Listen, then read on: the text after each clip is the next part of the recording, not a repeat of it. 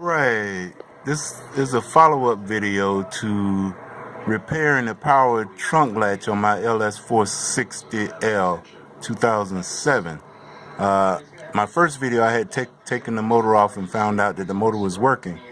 And then I came across a repair manual that said the problem that I was having with the trunk not functioning from none of the switches was due to the fact that if you disconnect the negative battery cable, once you do that, you have to go through a reinitialization or resetting process, which is basically just closing the trunk manually one time.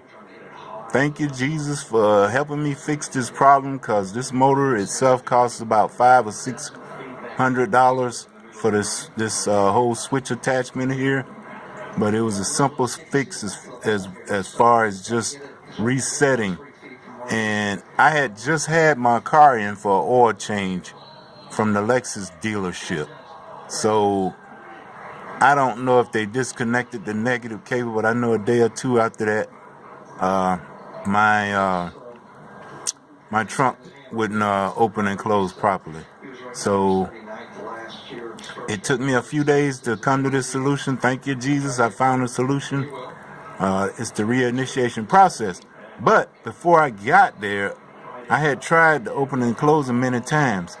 And if you notice, right here is a switch. And this switch is controlled by this lever here. This lever comes down and closes like that, which tells the computer that the trunk is open. Wait a minute, let me think. Yeah, when it's like that, yeah, it tells the trunk that it's open when in fact it's not.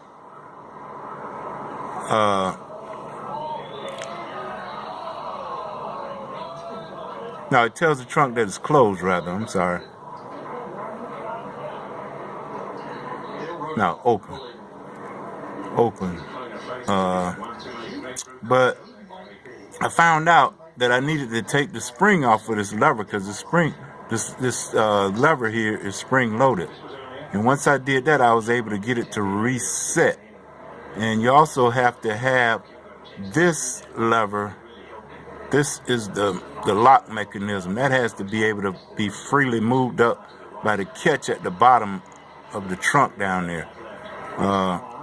So I removed that, and then I could manually close the trunk and everything worked properly. But I'm about to put this switch back on. Also, there's another little switch up in the corner. There's a blue switch there. So there's two switches. But this was the main switch that I think was causing my whole computer system not to reset. It was the fact that this lever was coming down to close like that. So I took this spring off and allowed that to stay up like that, and then let this lever be able to close down. And then, you, like I say, you only do it one time manually to reset the trunk. So I don't know if you're going to have that problem, but because I had moved my motor around a few times and things like that, trying to figure out what was going on, I had to go through all of that. And another thing you want to note is this: your courtesy lights in the trunk, they're supposed to be on when the trunk is open, and they're controlled through this connector here as well.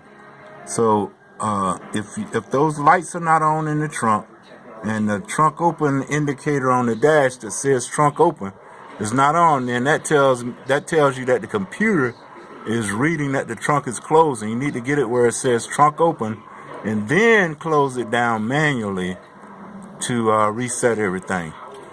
Okay, hopefully this solves your problem, and I thank the Lord that it solved mine. Like if you like this video.